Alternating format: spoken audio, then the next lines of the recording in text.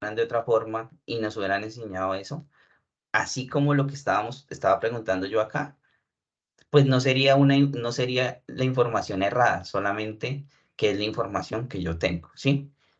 Lo importante de esto es entender que todo se debe basar en unos estándares y unas reglas, ¿sí? Porque si no, entonces cada quien tendría su concepto de la realidad y de la verdad y no habría, digamos, forma de que nos comunicáramos entre todos. Entonces, por eso hay unos estándares, hay unas reglas y por eso digamos que se hacen esos protocolos para que todos nos podamos comunicar en el mismo idioma. O bueno, así sean en diferentes idiomas, pero que tengamos un estándar de comunicación. ¿Listo? No sé si tengan alguna duda hasta ahí, alguna pregunta antes de pasar al siguiente tema. Y yo, buenos Sí, días. tenemos una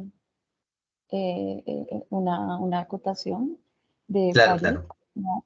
claro, Dice los adelante. números en árabe donde el cero es el 5 y el punto es el cero, dice ella.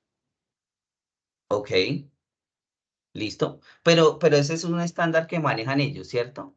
Pero finalmente, claro, digamos que para ellos ese es el estándar que se maneja, pero de alguna manera tienen que hacer el equivalente para poderse comunicar entre todos. O sea, al final, la matemática es única y finita para todas las personas.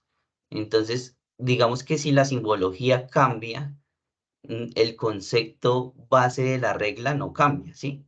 O sea, yo siempre tengo que hacer las sumas de la misma manera porque entonces, no sé, te voy a poner un ejemplo.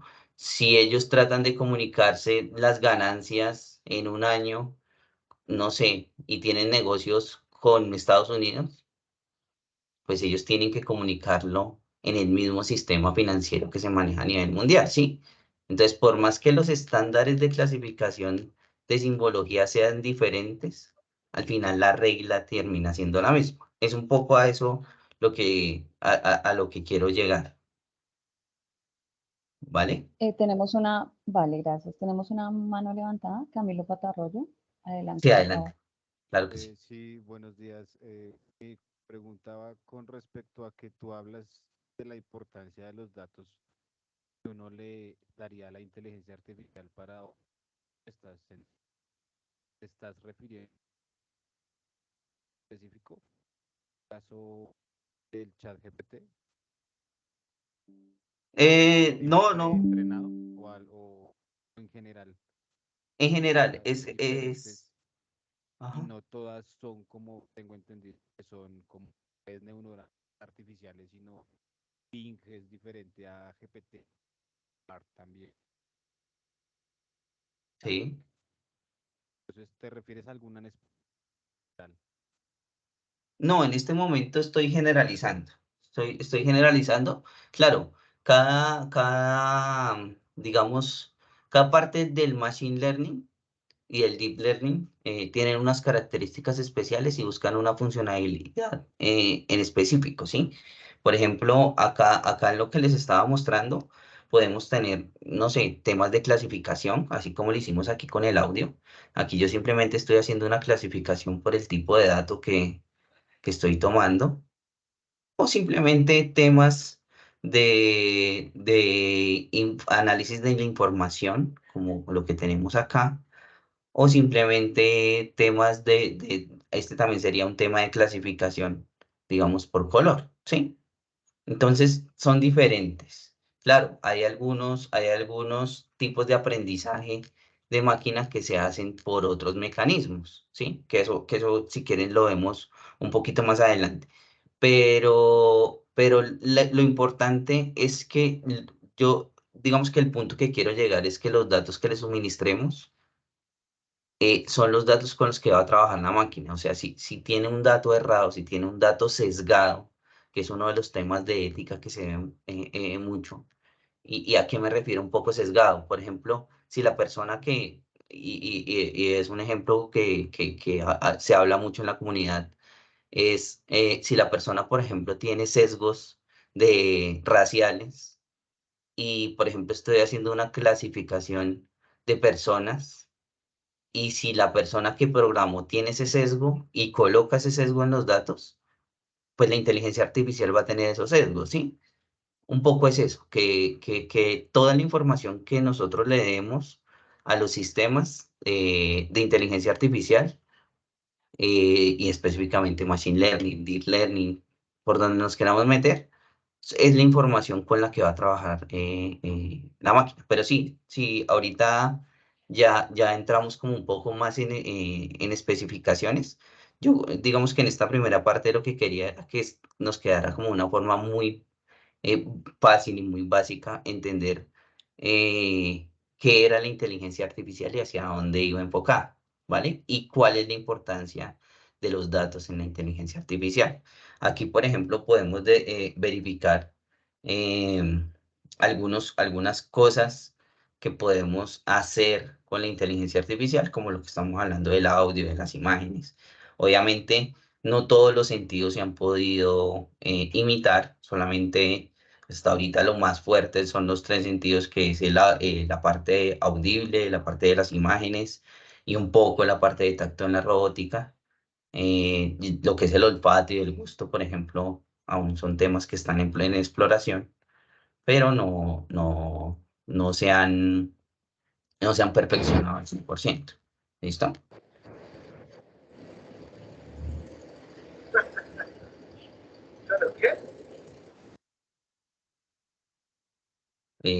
¿Alguien estaba hablando?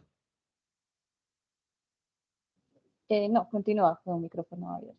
Listo, dale. Voy a continuar entonces ahora sí para que entendamos un poco qué son los datos, porque pues yo estaba hablando de datos y pues digamos que hay que hacer una comprensión de qué son realmente los datos para saber. Eh, Hay una parte muy importante y pues por eso agregué como este videito que me parece que muestra y nos puede dar como luces un poco de los temas de los datos. Voy a colocarlo, por favor. Bueno, ya coloco la pantalla completa.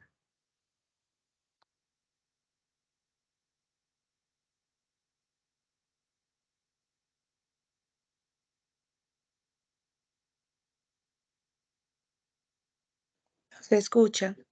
No, no tiene audio, es para que simplemente lo veamos. Listo. Entonces, si vemos acá en el video, pues él empieza como haciendo un dibujo a mano, porque era como con lo que contaba en el momento. Luego hace un cohete con macarrones.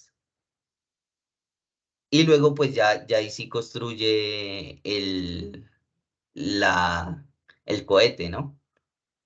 Entonces un poco acá la analogía es, eh, digamos que la forma de construir también sistemas y tecnología, hablando de todo en general, es como con los insumos que se cuenten, ¿sí?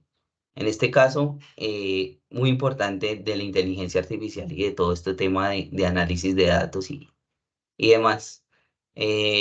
Digamos que nuestro elemento fundamental son esos, son los datos, ¿sí?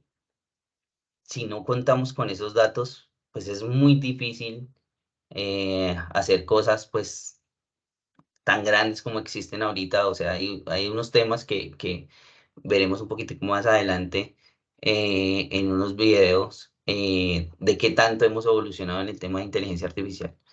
Pero digamos que el punto al que quiero llegar es que no podemos llegar hasta esa parte de los datos hasta que no tengamos una buena calidad, de la inteligencia artificial, disculpen, hasta que no tengamos una buena calidad de datos. Entonces, ¿qué son los datos? Entonces, los datos es una representación simbólica, numérica de hechos o conceptos o entidades, ¿sí? La información puede ser procesada para tomar decisiones, para hacer cálculos, para todo lo que necesitemos realizar de análisis, ¿sí? Pero bueno, para hacerlo un poco más sencillo, Aquí yo he colocado dos archivitos para que lo entendamos. Los datos se dividen entre estructurados y no estructurados. Pero ¿cómo entendemos esto? Entonces, básicamente, voy a pedirles el favor aquí a ver si me ayudan. Vamos a hacer una lista muy sencilla. Simplemente vamos a colocar algo que sean frutas y vamos a colocar una característica de las frutas. No sé si me ayudan alguno dándome alguna fruta, por favor, si me ayudan ahí. Naranja. Sí, Por ahí nos dicen limón, mango, pera. listo.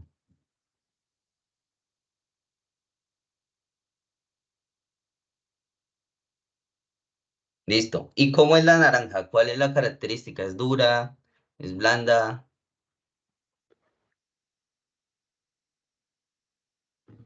Es blanda. Blanda. Listo. ¿Y el limón? Ácido. Ácido. Listo. ¿El mango?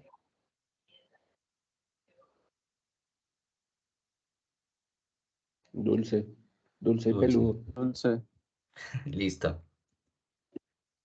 ¿Y la pera? También puede ser blanda, ¿cierto? Sí, Entonces, sí.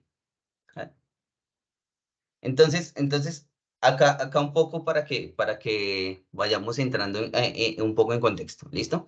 Entonces, ¿qué son los datos? Los datos son información que tenemos, como les dije, que percibimos ya sea de nuestro ambiente o de nuestro conocimiento, ¿cierto? Entonces, por ejemplo, aquí estamos diciendo de nuestro conocimiento las frutas que conocemos y las características que sabemos que tienen, porque las hemos probado, porque las hemos sentido, porque sí. Entonces, esto es un dato, básicamente, eso es un dato, es la información de lo que nosotros tenemos como conocimiento, ya sea por percepción o por conocimiento adquirido, ¿sí?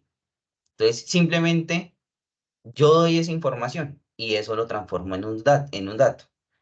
Ahora, pues, aquí, y por eso digamos que abrí un librito de Excel, tenemos una tablita, la organizamos, y resulta que aquí hay varias cositas que podemos decir. Entonces, aquí tenemos las frutas, ¿cierto? Y yo le di algo que en los datos se conoce como una etiqueta. Entonces yo le dije, ah, sí, vea, es que todo lo que usted me coloque en esta listica de aquí para abajo van a ser frutas, ¿sí? Y todo lo que me coloque en esta listica de aquí para abajo van a ser características de esas frutas, ¿cierto? Entonces, esto es lo que llama un dato uno estructurado. ¿Por qué es estructurado? Porque yo le estoy dando una etiqueta para saber a qué me refiero con ese listado, ¿sí? Y viene en un orden. Tiene un orden, tiene unas etiquetas. A eso es que se refiere uno cuando trabaja en la parte de datos y se refiere a un dato estructurado. Simplemente es un dato que yo tengo cómo etiquetarlo y cómo saber a qué le estoy hablando, ¿cierto? Esto es un dato estructurado. Ahora vamos a ver lo que son datos no estructurados. Entonces, ahora voy a hacer el mismo ejercicio. Perdón. Quiero abrir. Ya.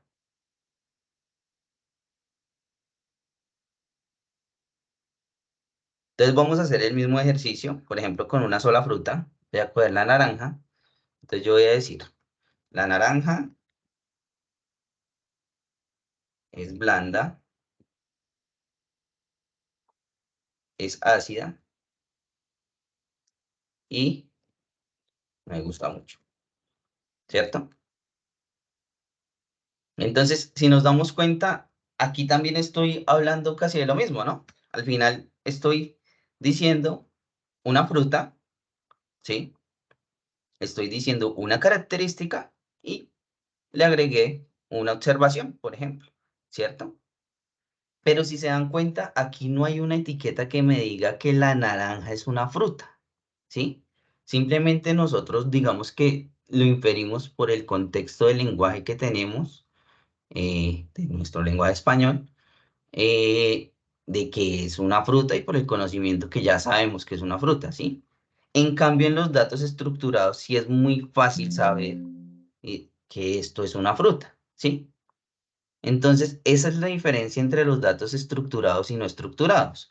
¿Qué pasa? Nosotros día a día estamos enviando información tanto estructurada como no estructurada. Por ejemplo, en nuestro día a día, perdón, yo regreso aquí, en nuestro día a día, nosotros, por ejemplo, no sé, diligenciamos un formulario, no sé, para inscribirnos a la EPS, por ejemplo, cuando vamos a inscribirnos a la salud para poder trabajar, ¿cierto?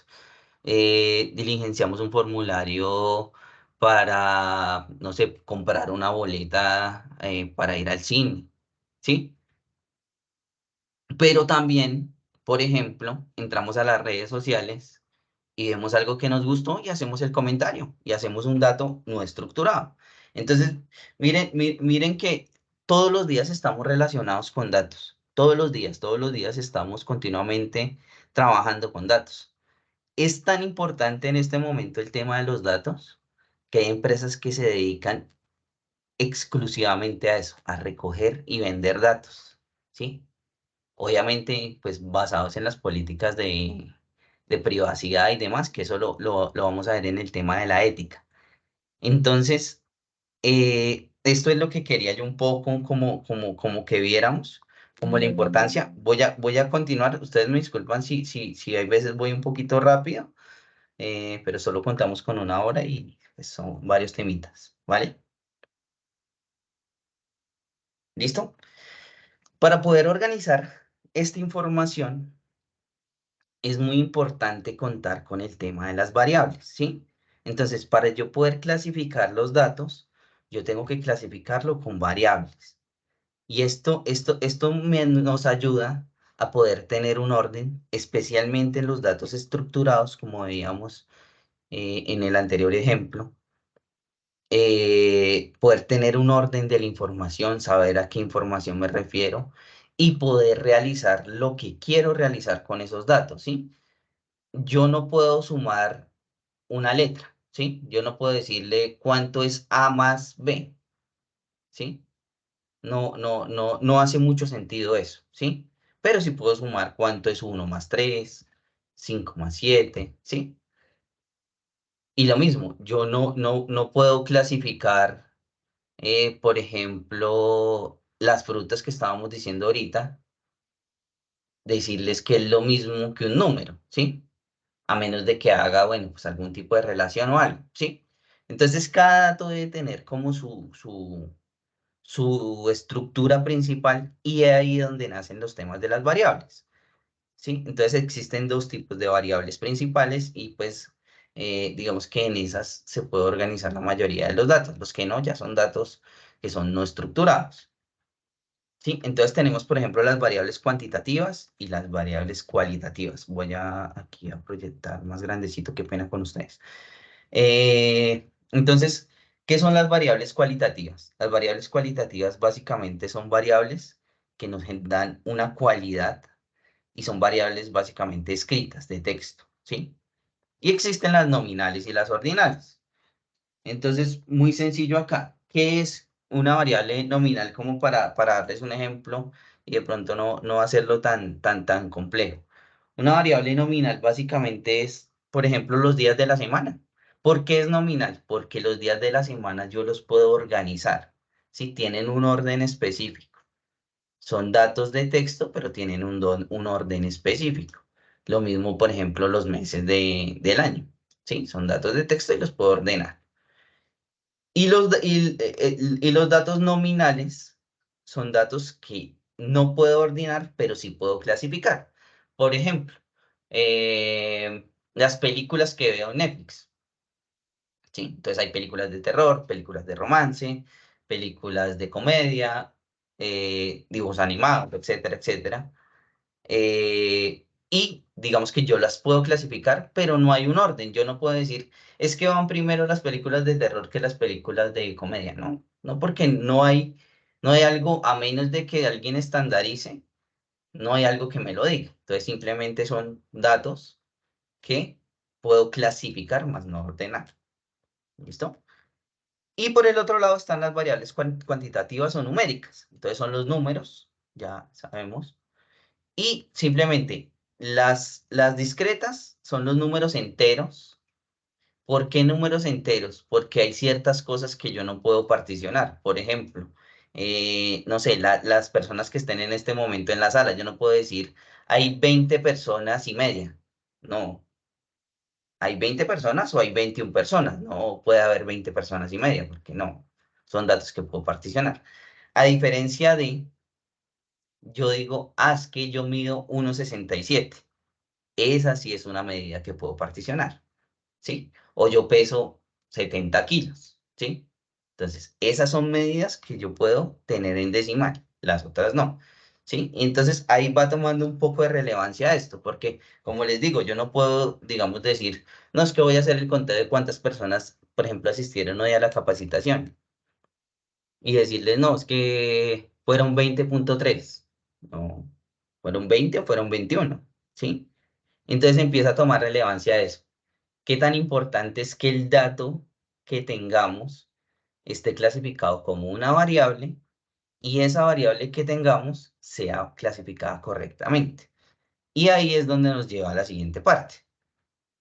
Estos son los tipos de datos que tenemos. Datos numéricos, datos de texto, podemos tener texto largo, texto corto, podemos tener fechas, podemos tener datos adjuntos, como son adjuntos de PDFs, de Word, etcétera, etcétera.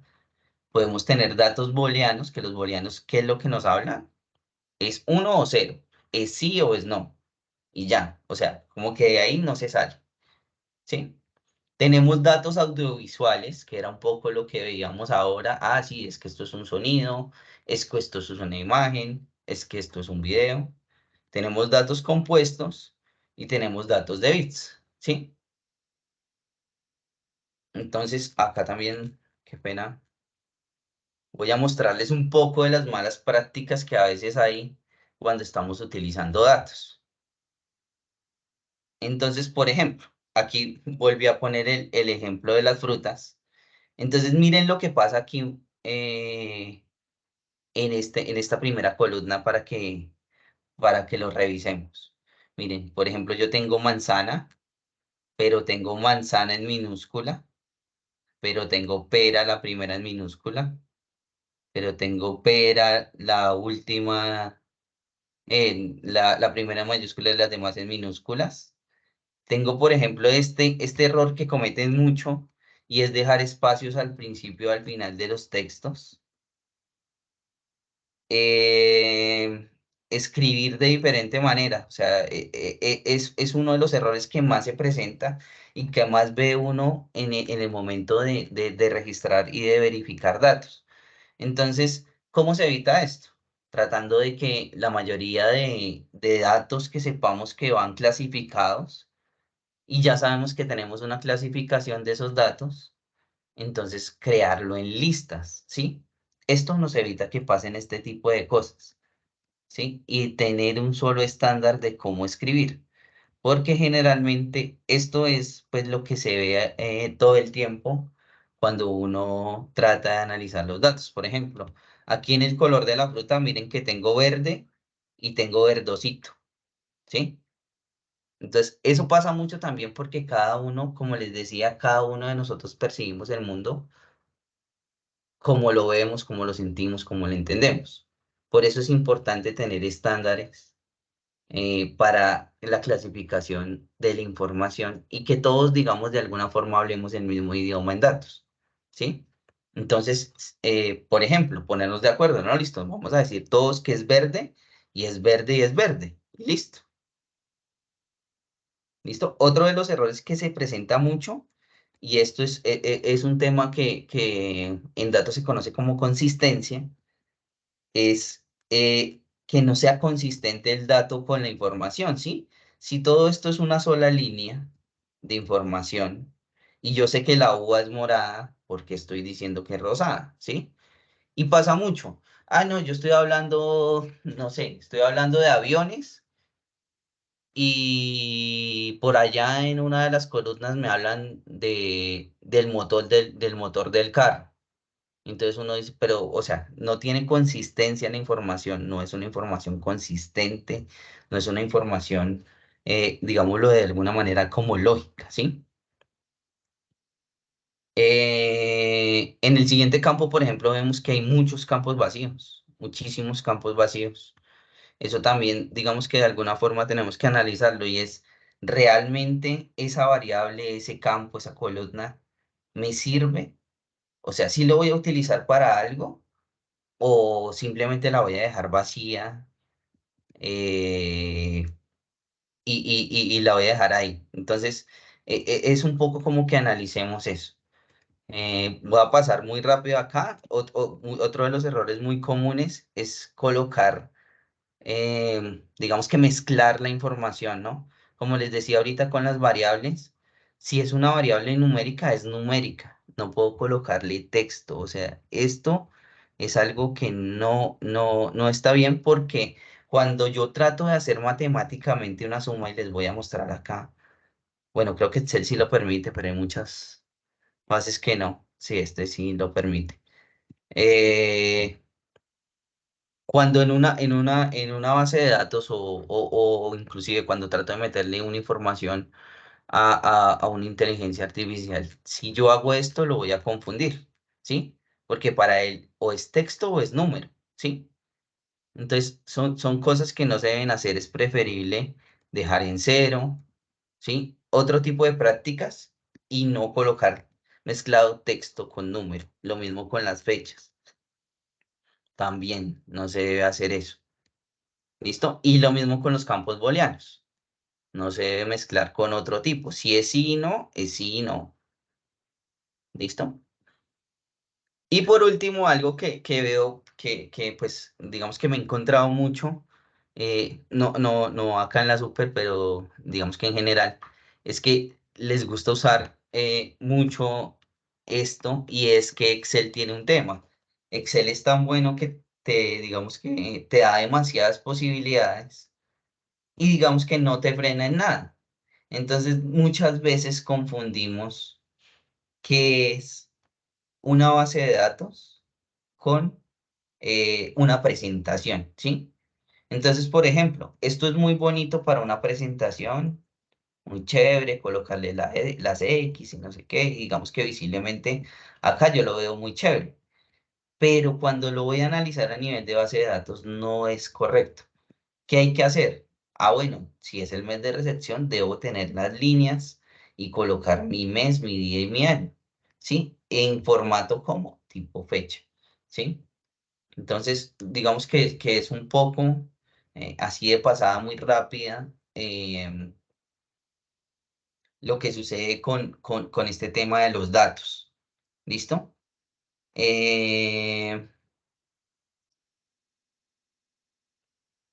acá va un poco las frases que les mencionaba ahora y es del tema de la inteligencia artificial, que la inteligencia artificial es tan inteligente como los datos con los que se entrene, ¿no?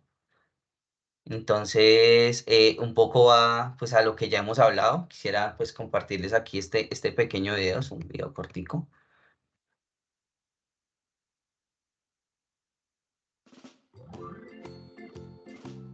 Qué pena.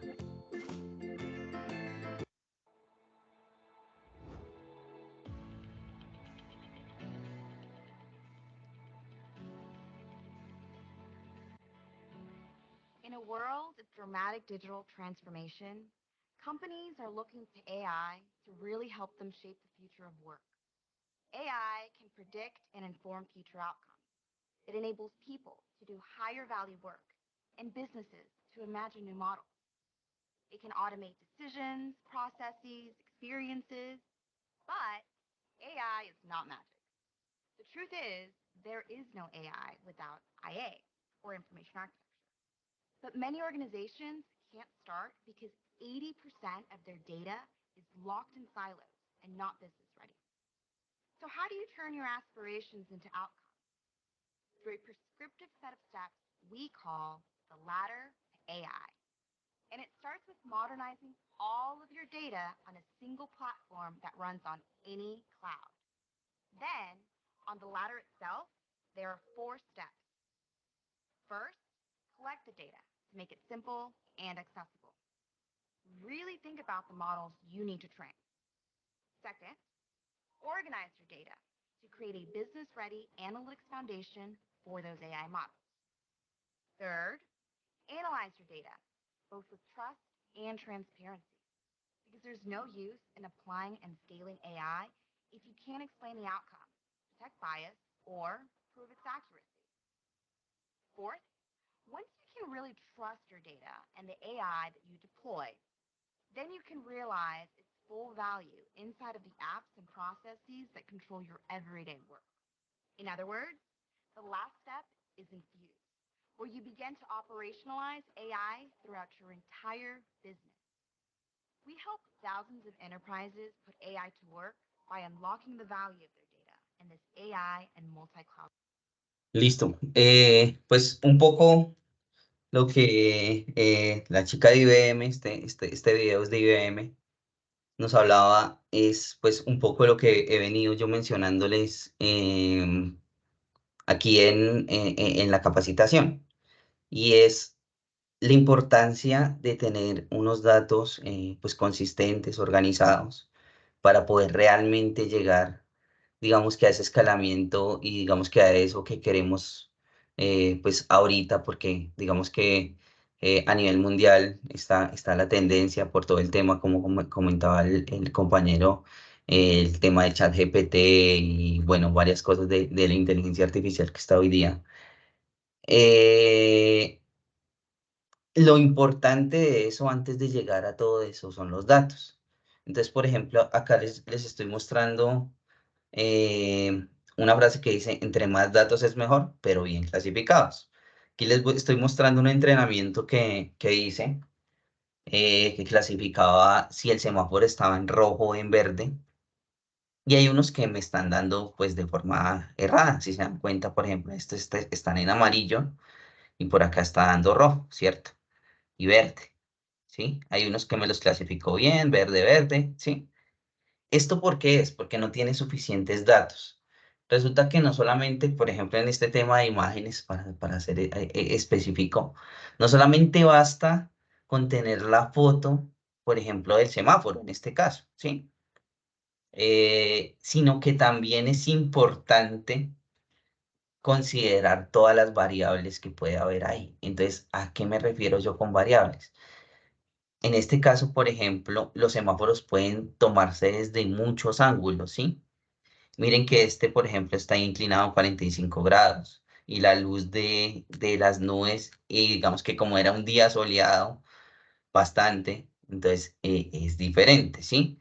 Aquí es una autopista y aunque no creamos, por ejemplo, el contraste del concreto y de lo que lo acompaña a los lados, también tiene cierta información que puede hacer que cambie.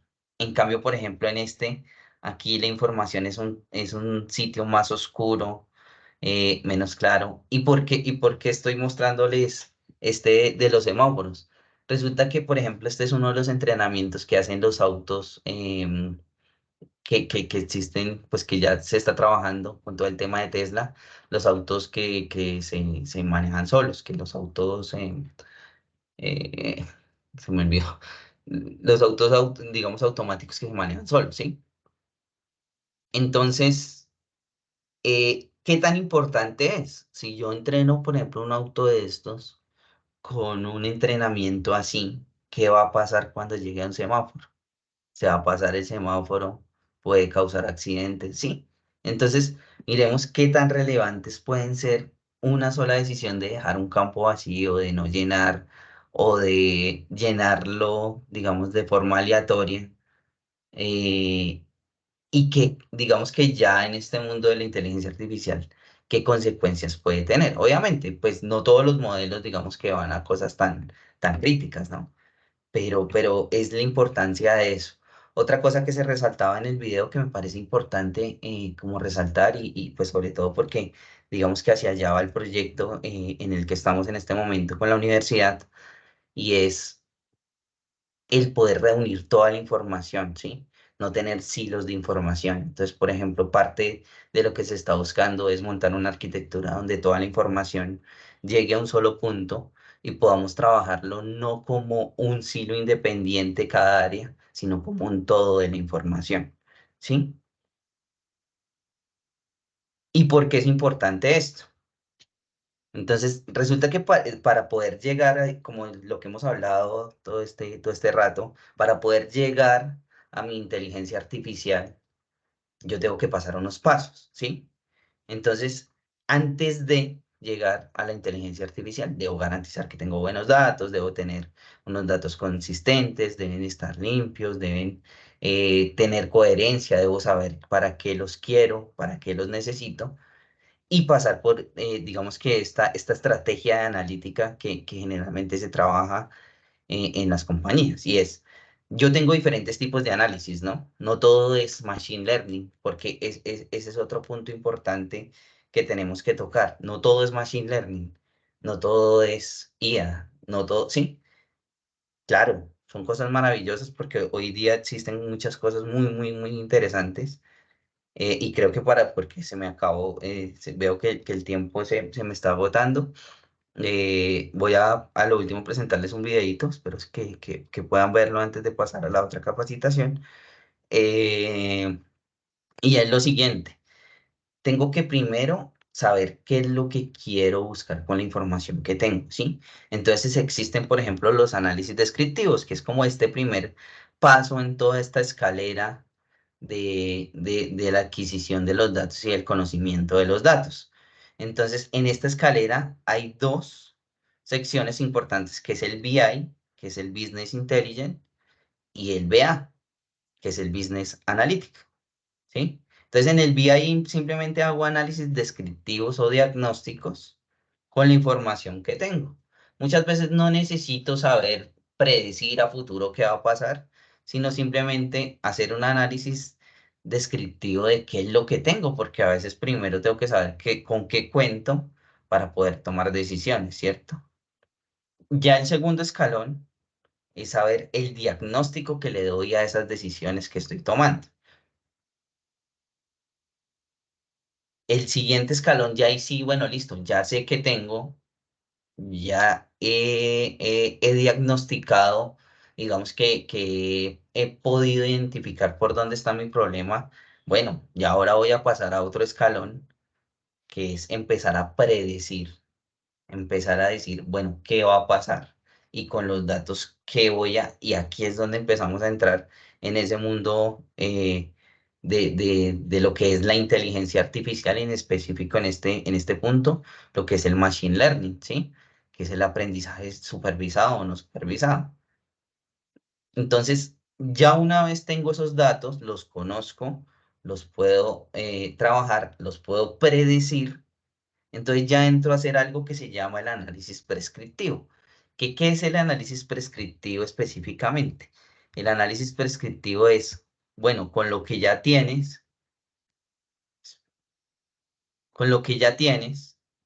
entonces ahora sí empiece a tomar decisiones de eso que está prediciendo.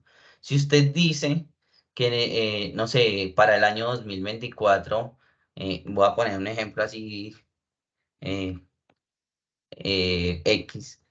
Para el 2024 sé que se van a aumentar las PQRs, no sé, en los organismos de tránsito no sé, del sur del Bolívar.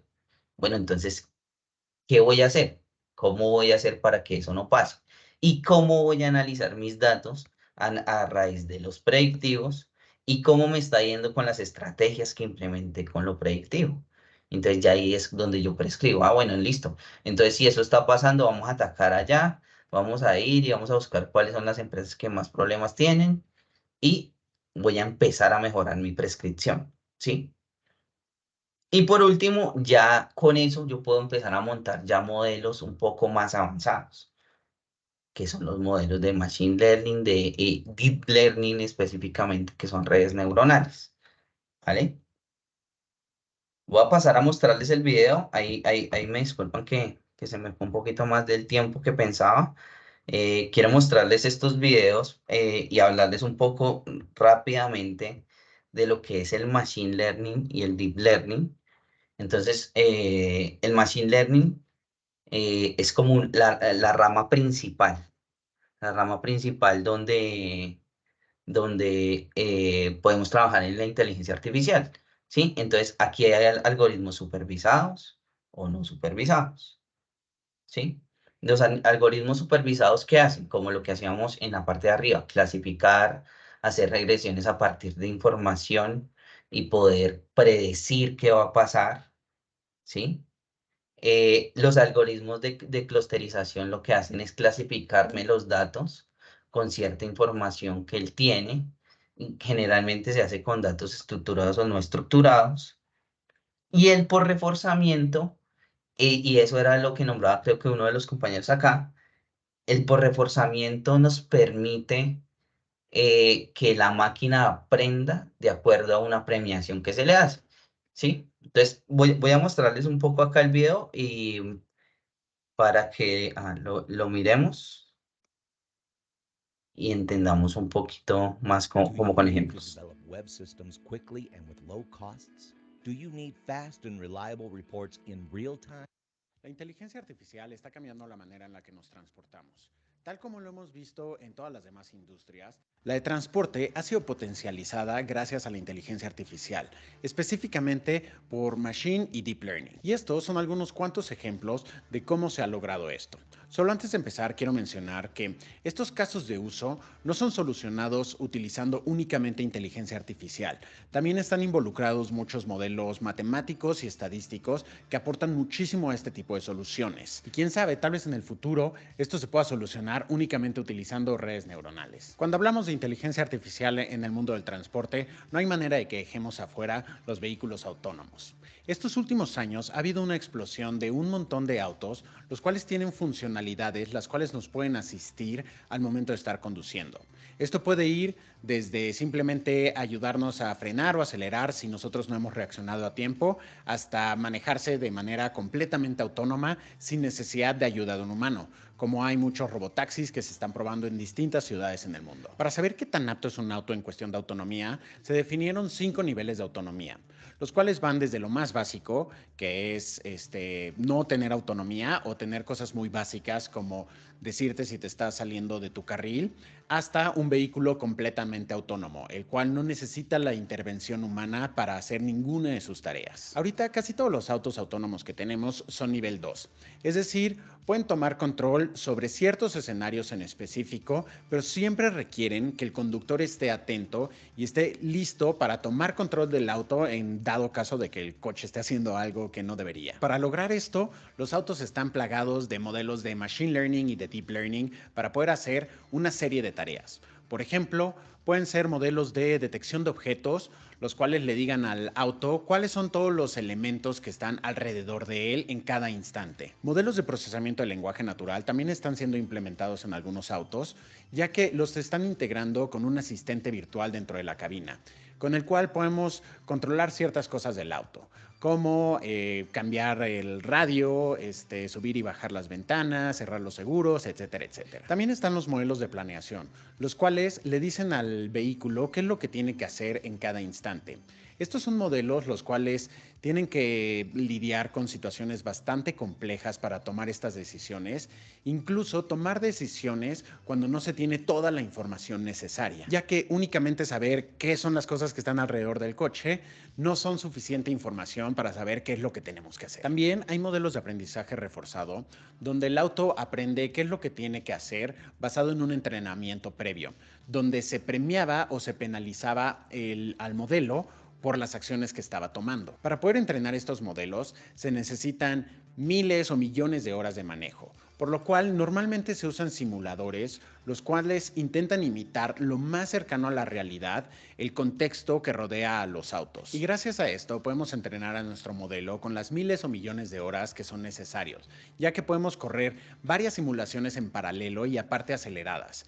Entonces, en cuestión de días, el auto puede aprender el equivalente a años de manejo, similar a la cámara del tiempo donde entrenan en Dragon Ball. Y por último, también hay un montón de modelos de localización, los cuales le dicen al auto exactamente en dónde está posicionado en su entorno. Esto con información de todos los sensores que están dentro y afuera del auto. Saber dónde estás parece una tarea relativamente sencilla, pero si le preguntas a cualquier persona que hemos trabajado con algoritmos como SLAM o fusión de sensores o sensores ruidosos, vas a ver que no es algo tan trivial. Otra manera en la que la inteligencia artificial está cambiando la industria del transporte son los algoritmos para optimización de rutas. Esto es lo que normalmente ves en algo como Google Maps o Waze, los cuales son modelos que optimizan rutas, ya sean rutas de un camión que tiene que recorrer miles de kilómetros y hacer varias paradas, o una ruta en la que únicamente estoy yo intentando llegar a un restaurante. Para esto se usan modelos los cuales se alimentan con datos como el día y la hora, el tránsito, el clima, la calidad del aire, la calidad de las avenidas, reportes viales, etcétera, etcétera. Y con todas estas variables pueden detectar patrones en el movimiento vial. Y una vez generados estos patrones, en conjunto con otros algoritmos, se puede generar una ruta óptima. Aquí es importante mencionar que distintos modelos pueden optimizar a distintas cosas. Algunas rutas pueden estar optimizadas para disminuir el consumo de combustible, otras rutas pueden estar optimizadas para que sean lo más rápido posibles o con el menor recorrido. Eso ya depende de cada caso de uso. Para esto se pueden usar modelos como redes neuronales recurrentes o transformers, árboles de decisión, algoritmos de búsqueda y en algunos casos algoritmos genéticos. Cada año hay miles de accidentes vehiculares causados por conductores que tal vez estaban distraídos o se estaban quedando dormidos. Muchas empresas están implementando modelos de inteligencia artificial, los cuales permiten detectar si el conductor se está quedando dormido o se está distrayendo bastante al volante. Este tipo de modelos es bastante útil para todos, pero especialmente para gente que tiene que hacer recorridos muy largos, como camiones que tienen que hacer recorridos de días por bloques de cada 8 horas. Es muy importante asegurarnos que las personas no estén distraídas o no se estén quedando dormidas. Esto se hace con modelos como redes neuronales convolucionales, los cuales con una cámara dentro de la cabina que está apuntando hacia el conductor, nos pueden decir hacia dónde está viendo el conductor, qué tan abiertos tiene los ojos y si está haciendo algunas cosas que nos pueden dar a entender que tal vez está cansado, como se está tallando demasiado los ojos o está bostezando demasiado. De esta manera, el auto puede saber si nos estamos quedando dormidos, puede detonar una alerta para decirnos que tenemos que tomar un descanso, o si simplemente nos estamos distrayendo, puede hacer sonar una chicharra para que volteemos a ver hacia la calle de nuevo. Y por último, en este video están los modelos de mantenimiento predictivo. Si bien no son los más interesantes como los vehículos autónomos o los que calculan las rutas, son modelos los cuales ayudan a ahorrar miles de millones de dólares cada año. Con telemetría de sensores que miden cosas como el nivel de gasolina, las fuerzas G, vibraciones o sonidos dentro del coche, la temperatura, las coordenadas GPS y casi cualquier cosa que se te ocurra meterle a un coche, se hacen modelos los cuales están entrenados para detectar relaciones entre las mediciones de todos estos sensores y alguna descompostura eventual, permitiéndote así llevar un mantenimiento preventivo, evitando quedar varado en la calle o peor aún tener un accidente. Para este caso de uso no voy a mencionar un modelo en específico, ya que eso depende mucho de qué tipo de sensores tienes y qué es lo que estás intentando hacer, pero casi todos los distintos algoritmos que se tienen tanto en Machine Learning como en Deep Learning se pueden implementar para este caso de uso. Y bueno, estas son algunas de las miles de maneras en las que la inteligencia... Bueno, pues por ahora voy a dejar hasta ahí. Pues espero les haya gustado la charla. Me gustaría compartirles un poco la presentación para que vean, pues ahí había incluido otros videos. Creo que pues el tiempo fue un poco corto porque tenemos pues otras capacitaciones. Eh, pero les agradezco mucho por la atención, por la participación. Y pues no sé si hay algún otro comentario o si no, ya dejamos el cierre hasta ahí.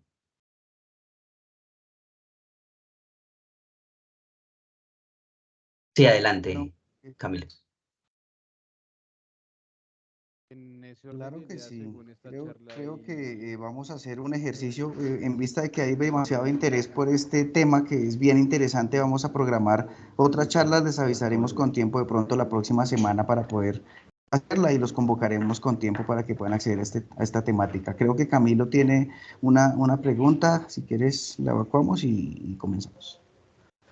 No, sí, rápido, es que después de esta capa de videos y darme cuenta de la importancia de la información, ¿hay planes de que la Superintendencia de Transporte tenga su propia Deep Learning?